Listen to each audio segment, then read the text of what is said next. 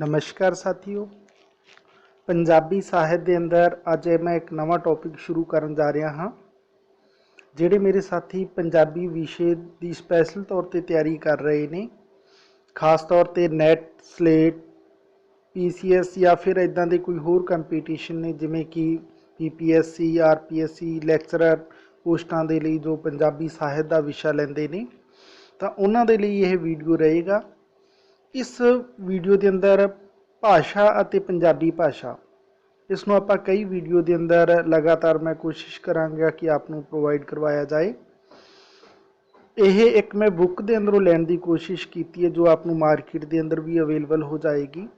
आपां इस दे अंदर ऑब्जैक्टिव टाइप क्वेश्चन ने जिन्हां की प्रैक्टिस करांगे। खास तौर पर इस दे लई ये प्रैक्टिस लाभकारी हो जाती है कि जदों विद्यार्थी कोई भी असी मुकाबले की तैयारी करते हुए 3 घंटे बुक का अध्ययन करने तो बाद नाले तो अपने आप को रिलैक्स कर लेने हाँ, तो इस दे नाल इदां दे प्रश्नों की जिहड़ी हैडफोन लगा के या फिर ईयरफोन लगा के असी इन्हों सुनते हाँ, तो साडी एक प्रैक्टिस हो जाती है। प्रैक्टिस के उद्देश्य नाल ये आपनों मैं अवेलेबल करवा रहा हाँ। अज का अपना जो ये टॉपिक रहेगा भाषा विज्ञान अते पंजाबी भाषा विज्ञान। तो आओ साथियों शुरू करते हैं अज के इस वीडियो के प्रश्न। तो मैनू कमेंट करके जरूर रिप्लाई करना कि ये आपनों किदां दा लग रहा है। अगर वधिया लग रहा है तो मैं होर अगे कंटिन्यू इसनूं जारी रखांगा तो पूरी बुक का इसका रिवीजन करवाने की कोशिश करांगा। तो आओ साथियों देखते हैं अज ये पहला प्रश्न। अपने को पहला प्रश्न आ जाता है, भाषा शब्द की उत्पत्ति संस्कृत के किस धातु तो हुई है। तो साथियों भाषा शब्द की जिहड़ी उत्पत्ति है तो वह संस्कृत का जिहड़ा शब्द है वो भाष तो हुई है। तो उड़ा नंबर राइट ऑप्शन हो जाएगा। भाष शब्द तो ही अपने भाषा शब्द बनया है। भाष शब्द है जिहड़ा वो संस्कृत का शब्द है। फिर अगला प्रश्न आ जाता है, भाषा शब्द नूं बोलण लई उर्दू फारसी विच किस शब्द का प्रयोग किया जाता है। तो साथियों इत्थे नोट कर लेना उर्दू तो फारसी के अंदर पूछा गया। उर्दू फारसी के अंदर भाषा शब्द के लिए आप जिहड़ा शब्द वरतते हैं उन्होंने आप आवाज़ आखते हैं। तो अपना राइट ऑप्शन आड़ा नंबर हो जाएगा, यानी आवाज़ नूं आप उर्दू फारसी के अंदर उर्दू फारसी का शब्द आवाज़ है तो उसनूं आप पंजाबी के अंदर भाषा कह के बोलाउने हाँ। फिर इस तो बाद अगला क्वेश्चन आ जाता अपना, कोशकारां की नज़र विच भाषा की है। तो साथियों कोशकारां की नज़र के अंदर भाषा है जिहड़ी वो एक निकास विकास ते अर्थां समेत शब्दों की सूची है। यानी जिहड़े साडे कोशकार हुंदे ने तां उन्हां दी निगाह दे अंदर भाषा है जिहड़ी वो निकास विकास अते अर्थां समेत शब्दों की एक सूची कही जा सकती है। फिर इस तो बाद अपने को जो अगला क्वेश्चन आ जाता है साथियों, तो वो अगला क्वेश्चन है अपने को 4 नंबर क्वेश्चन है जो आप हुण देखना है। तो भाषा विज्ञान का विषा खेत्र किन्ने भागों में वंडिया जा सकता है। तो साथियों भाषा विज्ञान का विषा खेत्र है जिहड़ा वो आप मुख्य रूप नाल 2 भागों के अंदर वंड सकते हैं। फिर अगला प्रश्न आ जाता है, भाषा विज्ञान के विषय के किहड़े 2 मुख्य भाग हैं। यानी ऊपर वाले प्रश्न के अंदर भाग पूछे ने तो वह भाग किहड़े ने। तो साथियों वो भाग आ जाते हैं मुख्य विषय तो दूसरे आ जाते हैं गौण विषय। इन्हां दे अंदर आप लैके इसनूं पढ़ते हैं। फिर इस तो बाद अपने को जो अगला प्रश्न आ जाता है वो 6 नंबर प्रश्न है, भाषा विज्ञान पुस्तक का करता कौन है।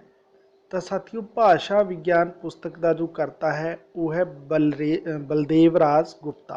7 नंबर है बलदेव राज गुप्ता है जिहड़ा वो भाषा विज्ञान पुस्तक का करता है। फिर अगे 7 नंबर प्रश्न आ जाता है, भाषा एक मनुखी क्रिया है जिसका मनोर्थ भावां ते इच्छावां का संचार करना है। ये परिभाषा किसकी है। साथियों रजिस्टर ते कॉपी पैन तुहाडे कोल होना चाहिए। इदां दी जिहड़ियां डेफिनेशन हुंदी है उसनूं जरूर नोटिस करिया करो, क्योंकि एग्जाम के अंदर इदां दे सवाल ही ज़्यादा पूछे जाते हैं, इदां दे प्रश्न वधेरे आउण की संभावना हुंदी है। तो इसनूं एक बार फिर देखा, भाषा एक मनुखी क्रिया है जिसका मनोर्थ भावां ते इच्छावां का संचार करना है। ये गल किसने कही सी। तो साथियों ये कहना सीगा ऑटो जैसपर्सन का। यानी ऊड़ा नंबर है जोड़ा अपना राइट ऑप्शन हो जाएगा। आटो जैस प्रश्न ये कहा कि भाषा एक मनुखी क्रिया है जिसका मनोरथ भावां ते इच्छावां का संचार करना है। फिर अगे अपने को 8 नंबर प्रश्न आ जाता, भाषा नूं चिन्हां दी व्यवस्था किसने किया। तो साथियों भाषा नूं चिन्हां दी व्यवस्था कहण वाला सी वो सी सोशियर। सोशियर ने भाषा नूं चिन्हां दी व्यवस्था कहा सी। फिर अगे अपने को अगला प्रश्न आ जाता है, संस्कृत के विद्वान पाणिनी वैदिक भाषा नूं की कहते हैं। तो साथियों संस्कृत के विद्वान पाणिनी ने जिहड़े ओह वैदिक भाषा नूं कहते ने छंदिस। की आखते ने छंदिस आखते ने। पाणिनी एक विद्वान होया है संस्कृत का, तो उसने जिहड़ी वैदिक भाषा नूं छंदिस नाम दे के पुकारिया है। फिर इस तो बाद अगला जोड़ा प्रश्न आ जाता है, वैदिक भाषा विच किन्नियां धुनियां हन। तो साथियों वैदिक भाषा के अंदर जिहड़ियां आपां नूं धुनियां मिलदियां ने तो उन्हां दी गिणती अपने कोल 42 आ जाती है। यानी वैदिक भाषा के अंदर आपां नूं जो धुनियां मिलदियां ने उन्हां दी गिणती 42 है। फिर इस तो बाद अपने को जो अगला प्रश्न आ जाता है 42 नहीं है साथियों, उसनूं दोबारा तो नोटिस करना क्योंकि 52 आ जांदियां ने, 42 नहीं आ जांदियां 52 आ जांदियां ने। यानी वैदिक भाषा विच जिहड़ियां धुनियां ने वो 52 ने। दोबारा तो उसनूं नोटिस कर लेना, वैदिक भाषा विच धुनियां आउंदियां ने जिहड़ियां वो 52 आ जांदियां ने। फिर इस तो बाद अगला प्रश्न है जिहड़ा अपने कोल अगला अपने को जो प्रश्न आ जाता है, हुण आपां अगला प्रश्न देखना है, वैदिक भाषा विच लिंग किन्ने हुंदे ने। तो साथियों वैदिक भाषा के अंदर लिंग ने जिहड़े वो 3 पढ़े जाते हैं। फिर अगला प्रश्न है, वैदिक भाषा के किहड़े-किहड़े लिंग हैं। तो साथियों वैदिक भाषा के लिंग आ जाते हैं पुलिंग, स्त्रीलिंग, निपुंसक लिंग। यानी ये सारे ने जिहड़े ये 3 लिंग के तौर पर आपां वैदिक भाषा के अंदर पढ़ते हैं। फिर अगला प्रश्न है, वैदिक भाषा विच कारक किन्ने हैं। तो साथियों वैदिक भाषा के अंदर आपां नूं जो कारक मिलते हैं वो 8 मिलते हैं। ऊड़ा नंबर राइट ऑप्शन हो जाएगा इसका। फिर अगला प्रश्न आ गया, मध्यकालीन आर्यई भाषा विच किन्नियां प्रमुख भाषावां हैं। मध्यकालीन आर्यई भाषा विच किन्नियां प्रमुख भाषावां हैं। तो साथियों उहदे अंदर मध्यकाल के अंदर जिहड़ी आर्यई भाषा आपां नूं मिलदी है उहदे अंदर 3 भाषावां मुख रूप नाल आपां नूं मिलदियां ने। फिर इस तो बाद अगला प्रश्न अपने को जो आ जाता है वो 15 नंबर प्रश्न है। हुण आपां 15 नंबर प्रश्न जो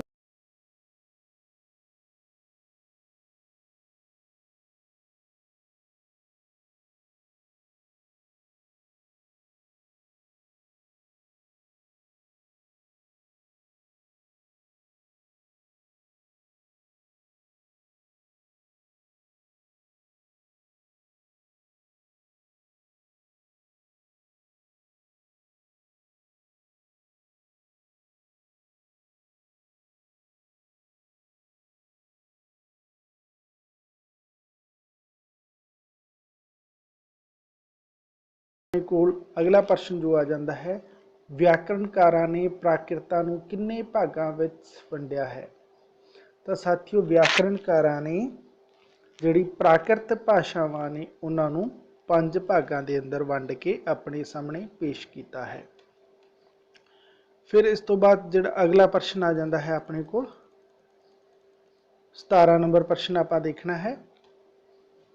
17 नंबर प्रश्न, शोरशनी किस दा भाग है। तो साथियों शोरशनी है जिहड़ा ओह प्राकृतां दा ही एक भाग कहा जाता है। शोरशनी प्राकृत किस राज की प्राकृत है। तो साथियों ये आ जाती है मध्य प्रदेश की। शोरशनी प्राकृत है जिहड़ी ओह मध्य प्रदेश राज की प्राकृत कही जाती है। मारकंडे दे प्राकृत परशवसु किस अपभ्रंश के भेदां का उल्लेख करता है। तो मारकंडे प्राकृत सर्वशु है जिहड़ा वो अपभ्रंश के किन्ने भेदां का उल्लेख करता है। तो वह करता है साथियों 26 भेदां का। अपभ्रंश विच सब तो वध किहड़ी धुनी वरती जाती है। ਤਾਂ ਸਾਥੀਓ ਅਪਭ੍ਰੰਸ਼ ਦੇ ਅੰਦਰ ਸਭ ਤੋਂ ਜ਼ਿਆਦਾ ਜਿਹੜੀ ਧੁਨੀ ਵਰਤੀ ਜਾਂਦੀ ਹੈ ਉਹ ਹੈ ਆਪਣੇ ਕੋਲ ਰਾਈਟ ਆਪਸ਼ਨ ਊੜਾ ਨੰਬਰ ਆ ਜਾਂਦਾ। ਡੈ ਧੁਨੀ ਹੈ ਜਿਹੜੀ ਉਹ ਸਭ ਤੋਂ ਜ਼ਿਆਦਾ ਵਰਤੀ ਜਾਂਦੀ ਹੈ। ਫਿਰ ਇਸ ਤੋਂ ਬਾਅਦ ਆਪਣੇ ਕੋਲ ਜੋ ਅਗਲਾ ਪ੍ਰਸ਼ਨ ਆ ਜਾਂਦਾ ਹੈ, ਡਾਕਟਰ ਮੋਹਨ ਸਿੰਘ ਅਨੁਸਾਰ ਗੋਰਖਨਾਥ ਦਾ ਸਮਾਂ। ਤਾਂ ਸਾਥੀਓ ਡਾਕਟਰ ਮੋਹਨ ਸਿੰਘ ਅਨੁਸਾਰ ਜਿਹੜਾ ਗੋਰਖਨਾਥ ਦਾ ਸਮਾਂ ਸੀ ਉਹ 10ਵੀਂ ਸਦੀ ਦਾ ਸਮਾਂ ਮੰਨਿਆ ਗਿਆ ਹੈ। ਫਿਰ ਅਗਲਾ ਪ੍ਰਸ਼ਨ ਆ ਗਿਆ, ਜੋਗੀਆਂ ਦੀ ਬੋਲੀ ਵਿੱਚ ਕਿੰਨਾ ਸ਼ਬਦਾਂ ਦੀ ਵਰਤੋਂ ਘੱਟ ਹੋਈ ਹੈ।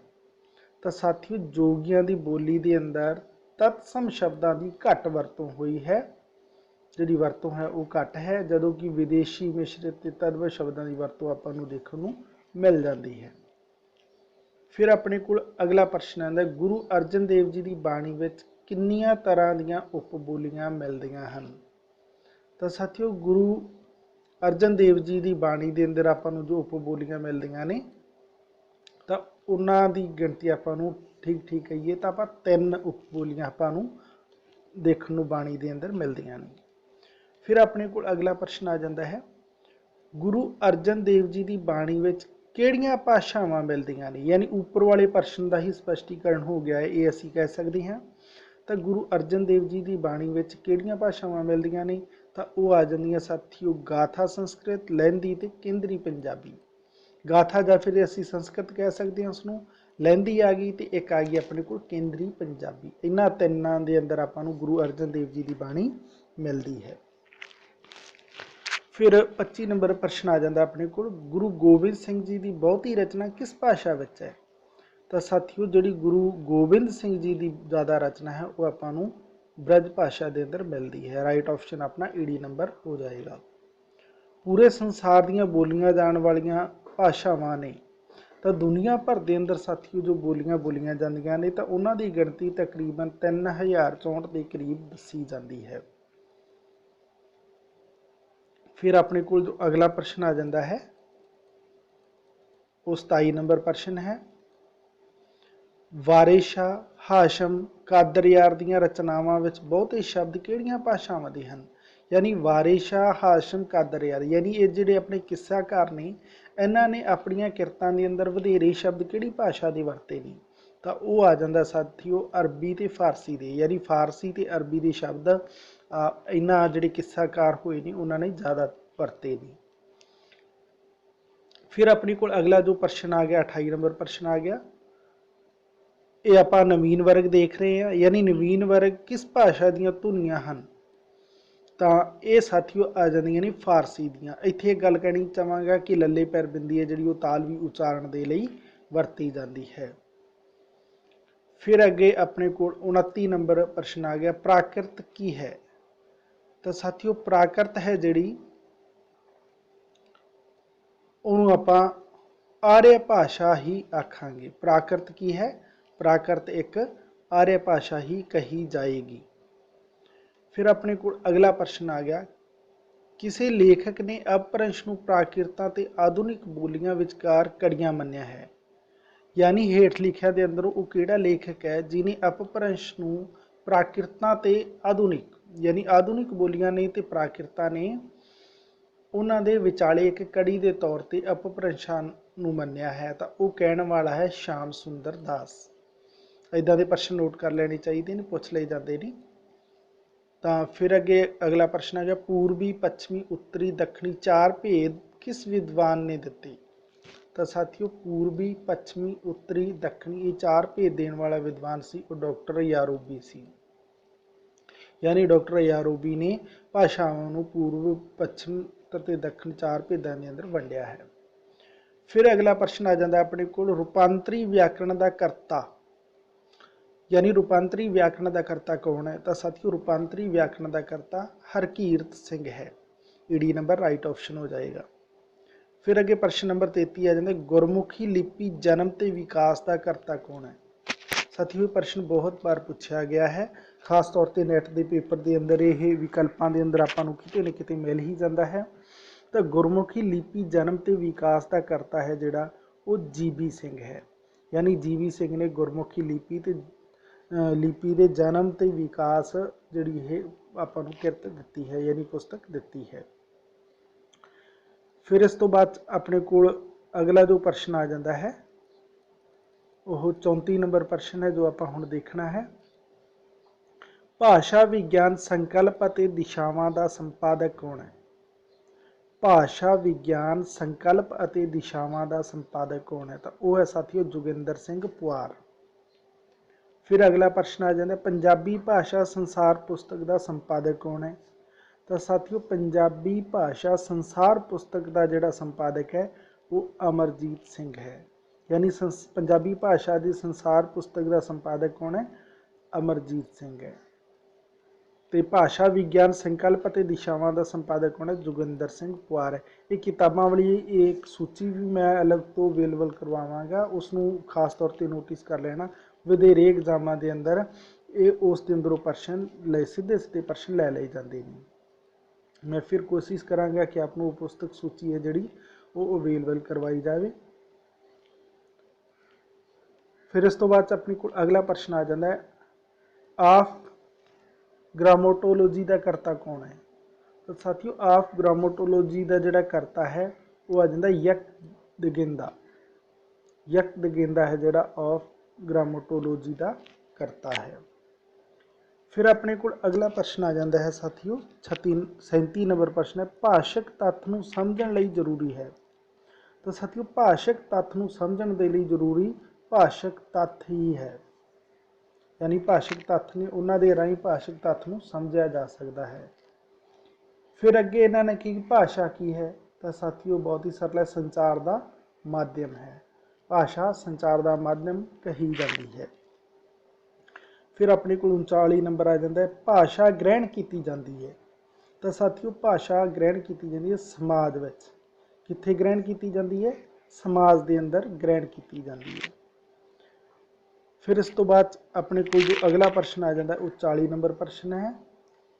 हुण आपां 40 नंबर प्रश्न देखना है धुनी संस्कृत के किस शब्द तो बनया है? तो साथियों धुनी है जिहड़ा संस्कृत का शब्द है जिहड़ा दवनी है उस तो बनया है।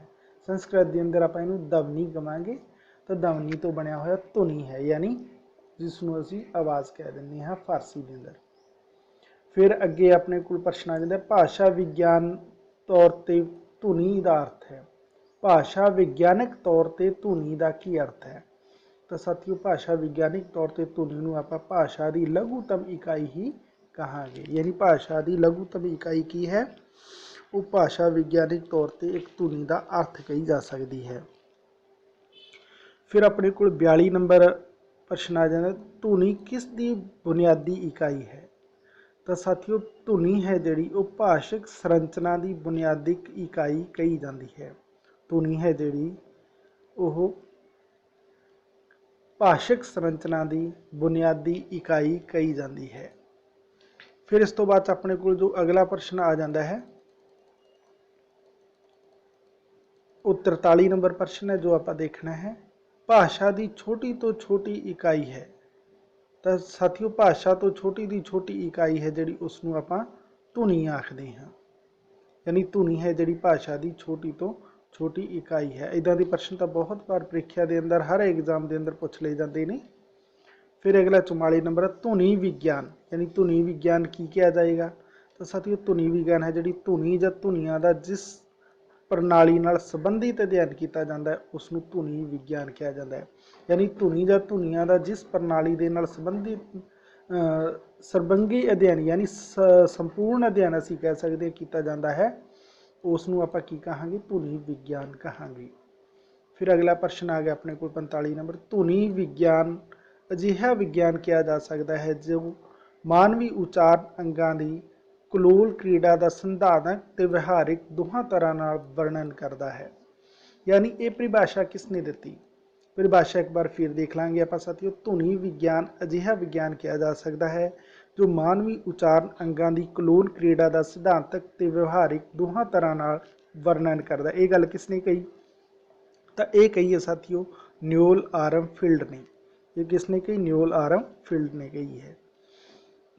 फिर अपने को 46 नंबर प्रश्न है नासकी धुनियाँ केड़ियां ने? बहुत ही सरल प्रश्न है साथियों। नासकी धुनियाँ कै वर्ग तो लैके ते पै वर्ग तक ਲਾਸਟ ਵਾਲਾ ਜਿਹੜਾ ਆਪਣਾ ਵਰਨ ਹੁੰਦਾ ਹੈ ਉਹ ਆਪਣੇ ਨਾਸਕੀ ਆ ਜਾਂਦਾ। ਨਾਸਕੀ ਦਾ ਅਰਥ ਯਾਨੀ ਇਸ ਨੂੰ ਬੋਲਣ ਸਮੇਂ ਆਵਾਜ਼ ਹੈ ਜਿਹੜੀ ਉਹ ਨੱਕ ਰਾਹੀਂ ਨਿਕਲਦੀ ਹੈ। ਬਹੁਤ ਹੀ ਸਰਲ ਕੁਐਸਚਨ ਹੈ ਸਾਥੀਓ। ਇੱਦਾਂ ਦੇ ਕੁਐਸਚਨ ਹਰ ਇੱਕ ਸਟੂਡੈਂਟ ਨੂੰ ਪਤਾ ਹੀ ਹੋਏਗਾ, ਕੋਈ ਦਿੱਕਤ ਨਹੀਂ ਆਉਂਦੀ। ਫਿਰ 47 ਨੰਬਰ ਆ ਜਾਂਦਾ, ਭਾਸ਼ਾ ਧੁਨੀਆਂ ਨੂੰ ਕਿੰਨੀਆਂ ਸ਼੍ਰੇਣੀਆਂ ਵਿੱਚ ਵੰਡਿਆ ਗਿਆ ਹੈ। ਤਾਂ ਸਾਥੀਓ ਭਾਸ਼ਾ ਧੁਨੀਆਂ ਨੂੰ ਆਪਾਂ ਮੁੱਖ ਰੂਪ ਨਾਲ 2 ਸ਼੍ਰੇਣੀਆਂ ਦੇ ਅੰਦਰ ਵੰਡਦੇ ਹਾਂ। ਫਿਰ 48 ਨੰਬਰ ਪ੍ਰਸ਼ਨ ਆ ਗਿਆ, ਸਵਰ ਤੇ ਵਿਅੰਜਨ ਕਿਸ ਸ਼੍ਰੇਣੀ ਵਿੱਚ ਆਉਂਦੇ ਨੇ। ਤਾਂ ਸਾਥੀਓ ਇਸ ਨੂੰ ਆਪਾਂ ਕਿਹੜੀ ਸ਼੍ਰੇਣੀ ਦੇ ਅੰਦਰ ਲੈਣੇ ਆ, ਇਸ ਨੂੰ ਆਪਾਂ ਧੁਨੀ ਦੇ ਅੰਦਰ ਲੈ ਲੈਣੇ ਆ।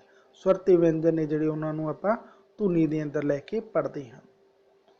ਫਿਰ ਇਸ ਤੋਂ ਬਾਅਦ 'ਚ ਆਪਣੇ ਕੋਲ ਜੋ ਅਗਲਾ ਪ੍ਰਸ਼ਨ ਆ ਜਾਂਦਾ ਹੈ ਉਹ 49 ਨੰਬਰ ਪ੍ਰਸ਼ਨ ਆ ਜਾਂਦਾ ਹੈ। ਆਪਾਂ ਅੱਜ ਇਸ ਵੀਡੀਓ ਦੇ ਅੰਦਰ 50 ਪ੍ਰਸ਼ਨ ਹੀ ਦੇਖਾਂਗੇ ਤੇ ਫਿਰ ਅਗਲੇ 50 ਪ੍ਰਸ਼ਨ ਅਗਲੇ ਵੀਡੀਓ ਦੇ ਅੰਦਰ ਆਪ ਨੂੰ ਪ੍ਰੋਵਾਈਡ ਕਰਵਾਵਾਂਗਾ। ਸਵਰ ਕੀ ਹੈ।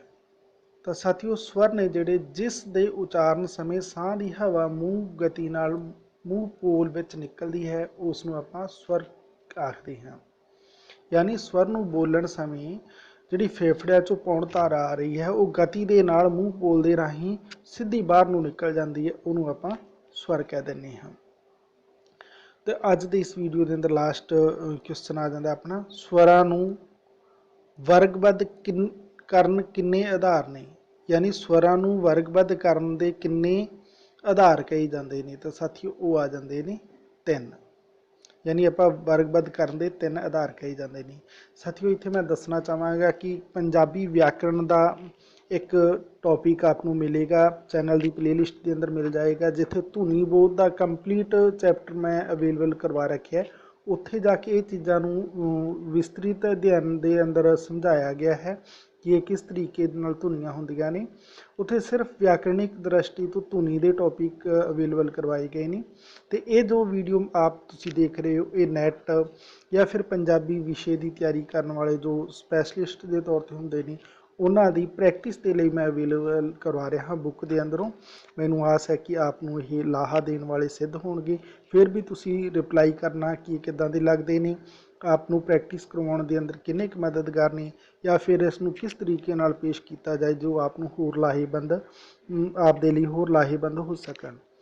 ਸਾਥੀਓ ਜੇਕਰ ਤੁਸੀਂ ਪਹਿਲੀ ਵਾਰ ਇਸ ਚੈਨਲ ਤੇ ਆਏ ਹੋ ਤਾਂ ਚੈਨਲ ਨੂੰ ਸਬਸਕ੍ਰਾਈਬ ਜ਼ਰੂਰ ਕਰ ਲੈਣਾ, ਕਿਉਂਕਿ ਇੱਥੇ ਆਪ ਨੂੰ ਸਿਰਫ ਪੰਜਾਬੀ ਵਿਸ਼ੇ ਦੀ ਹੀ ਤਿਆਰੀ ਕਰਵਾਈ ਜਾਂਦੀ ਹੈ ਤੇ ਹਰ ਰੋਜ਼ ਕੋਈ ਨਾ ਕੋਈ ਵੀਡੀਓ ਆਪ ਨੂੰ ਪ੍ਰੋਵਾਈਡ ਕਰਵਾਇਆ ਜਾਂਦਾ ਹੈ।